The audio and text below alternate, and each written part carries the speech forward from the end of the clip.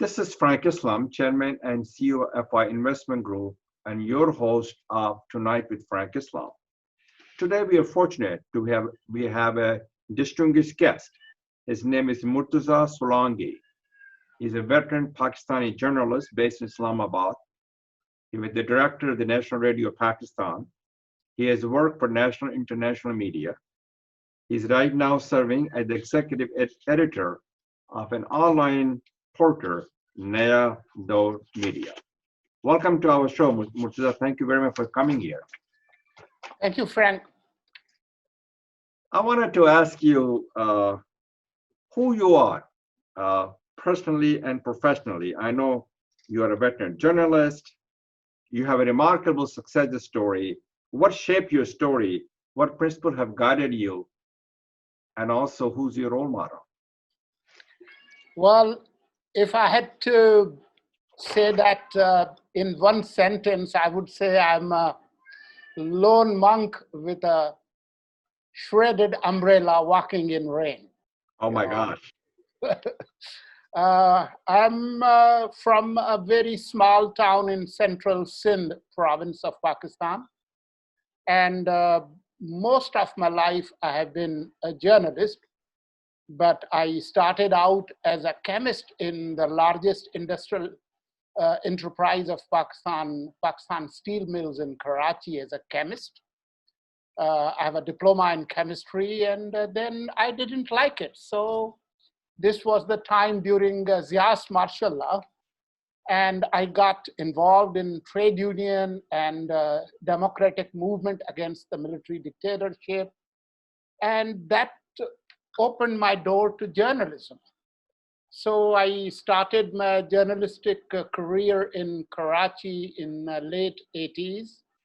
But before that, I was also part of a theater movement in Karachi, the resistance theater. So we would do political plays targeting the military regime of General Zia. So we were busy in all those subversive activities, and all those subversive tendencies somehow rekindled that rebellious man inside me, and I joined journalism. So since early 90s, I have been a journalist. Started out by being part of the launching team of an English daily, the Newz International, that was launched in February 1991, when first Gulf War was, taking off. So, after that, in 93, I migrated to United States during ethnic warfare in Karachi. And I lived 15 years in the United States. I went to school in Kenosha, Wisconsin. Wow. I, lived near Milwaukee, and then I moved to Washington, D.C., where you are, and I worked with the Voice of America. Voice of America. Oh, wonderful. Yes. So I worked with you're a journalist. Yes. But tell us a little bit about the violence against journalism. Journalism has become a challenging profession, not only in the United States, but also around the world. So what's your thoughts what's happening in Pakistan when it comes to journalism? Why there's so much violence against journalism and also against the journalist? The societies that are not too stable, where it's yet to be decided who is sovereign, who has to rule, who has the right to rule. In those societies, the conflict-driven societies, there is violence. Violence affects the status quo forces and the forces who fight against the status quo. So once you have the violence in society, journalists who are out there to report the facts affect the forces who have much to lose in a conflict. So usually, in all those societies, you have more violence. Since Pakistan has been an authoritarian state, especially since early 60s when we had first martial law in 1958. That was an 11-year-long martial law. Then you had another 2 years of martial law. And then the country was dismembered into two parts. Former East Pakistan became Bangladesh. Mm-hmm. And then we had a brief democratic arena till 1977. We had another 11 years of naked, brutal military regime of Ziaul Haq till 1988 when reportedly a case of mangoes exploded and his plane crashed. That's how we got rid of Ziaul Haq. Then we had, a very weak phase of democratic governments, followed by another 9 years of military government of General Musharraf that ended very recently in 2008. So when you have a country where there's a constant battle between the people fighting for their sovereignty and authoritarian forces who are well entrenched into the system, there is violence. So Pakistan, unfortunately, is one of those countries that are, at the bottom of the totem pole when it comes to press freedoms. So that's why we have lost. Talk about the press freedom. Imran Khan has always been advocate and champion of freedom of press, but under his watch, things are not going very well. The journalists are facing hostility, prejudice. What changed his mind? Why there's no freedom of press is the vital and vibrant and healthy for democracy. All those statements and speeches and interviews and media interactions by Imran Khan supporting freedom of press and freedom of expression date back to the period when he was not the prime minister. Mm-hmm. After he has taken over as the prime minister since August 18, 2018, he's a different man. He is leading a very weak political government where most of his cabinet members are actually the people who served General Musharraf. If you talk to any political analyst in Pakistan, they will tell you that this is one of the very weak civil political government we have seen in a long time. So when you are weak and you can't properly govern, when the country is facing economic meltdown, governance failure, foreign policy failures, then there is nothing else but violence and repression to, ask press not to report them. So when you see violence against journalism in Pakistan today under Imran Khan, that shows the vulnerability of the political order, the weakness of Imran Khan government. We thought that after he would take over, things would be different, but sadly, it has gone from bad to worse and from worse to worst. Do you see a brighter horizon in terms of the freedom of press, freedom of expressions, and respect for human rights in Pakistan? When it comes to press freedoms or freedom of expression is part of the democratic spirit of a society. The weaker the democratic model, weaker press freedoms you will have. So until and unless there is a democratic change, the democratic movement gets strengthened. There is some resilient movement in Pakistan for broader democratic gains.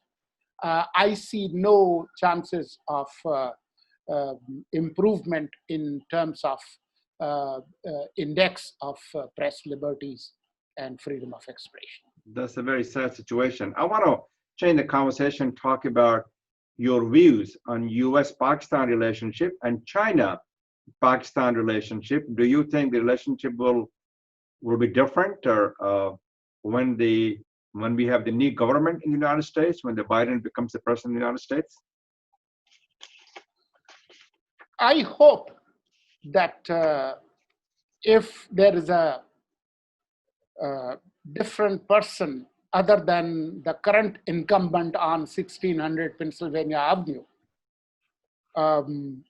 maybe there will be some improvement. But currently, Pakistan-US relations for a long time have been transactional relations or transactional relationship rather than strategic. You give us money, we will deliver you in Afghanistan maybe, or in the region. Pretty much it has been for quite some time. We see that United States for quite some time has made a strategic decision to have India as a strategic partner. Now, since Pakistan and India are locked into an existential conflict, so United States that has decided to pick India as a strategic partner, the relations between United States and Pakistan are not that great. Until and unless there is improvement in India-Pakistan relations, I don't see US-Pakistan relations entering a qualitative new arena or what you call strategic partnership. What about if the Biden becomes the president? That's number one question. Number two, let's talk a little bit about it. You have been an architecture of the China and Pakistan relationship. Talk a little bit about that and the China and Pakistan corridor. Well, Pakistan-China relationship is born out of some historical conditions. First, China-Soviet rivalry. Earlier, the Cold War era, then 62-63 war between China and India. So Pakistan has been one of the military and strategic partner of China. That relationship has not changed, no matter what type of government we had in Pakistan. So when it comes to Pakistan-China relationship, that will continue to grow as it has grown. When it comes to this China-Pakistan economic corridor, there is some slowdown since Imran Khan government has come to power. There is likelihood of some pushback system by United States and its allies vis-a-vis this relationship. But that CPEC is still on. It's not, completely scaled down. It's very much there. But a lot depends upon the regional situation. The Afghanistan situation is changing. You might know. We don't know how things will happen in Kabul. Who will take over? That will also impact this road initiative, China-Pakistan relationship. Right now, it's in a slowdown mode. Now, when it comes to Biden, so far what I have heard from him, I think the relationship would improve if Biden comes to power. um, uh, Joe Biden might want to uh, improve US image in this region. Right now, Trump seems to be on a mission to run out of this region. The way US policies in Kabul, it's more like cut and run. But if Biden comes, Biden knows Pakistan very well. As a senator, as a vice president, he knows Pakistan, not only the Pakistani establishment, but Pakistani political spectrum as well. So I think the relationship would improve. But I hope that Biden is capable of engaging both India and Pakistan and resolve the outstanding issues. If Biden can make progress on a resolution of conflict between India and Pakistan, then it will be entirely a different ballgame. Very, very well said. You talk a little bit about Afghanistan, and do you think the Afghan peace process is moving in the right direction? Do you think the Taliban will honor, and are they serious about reaching an agreement? And what role do you think that Pakistan can play in this peace process? Well, right now, situation is in a flux. Right. But the way it looks like is the current Kabul government would not be in a position to survive if United States pulls out completely. Right. Pulls out completely. And I don't think Taliban can rule Afghanistan, entire Afghanistan, and can have a monopoly over political power. But I fear a long spell of civil war in Afghanistan. And even the territorial integrity of Afghanistan might be in danger. There are a lot of fault lines in Afghanistan, religious and ethnic.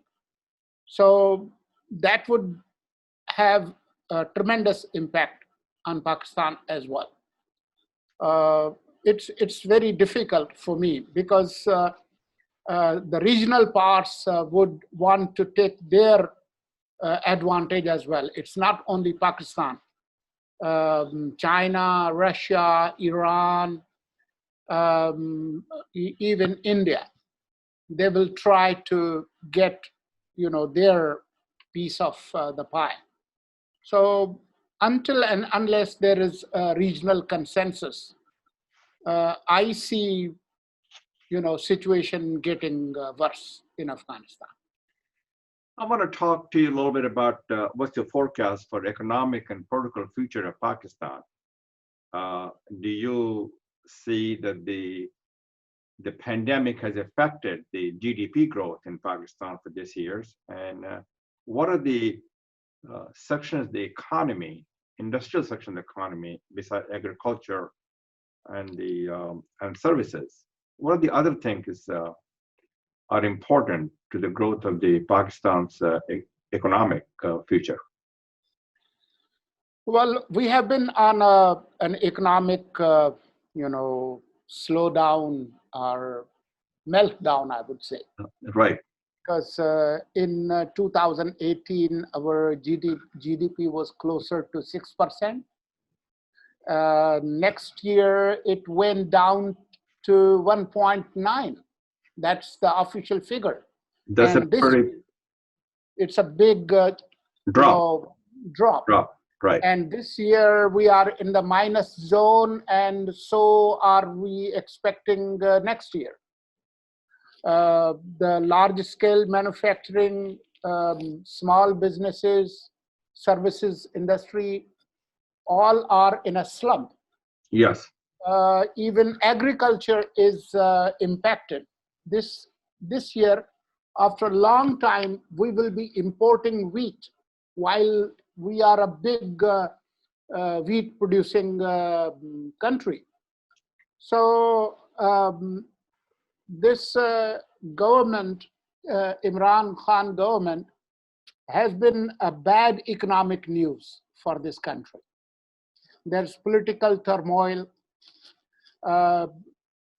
So until and unless there is some political setup that generates optimism and confidence, it will be very difficult to have an economic turnaround in the post-COVID-19 situation.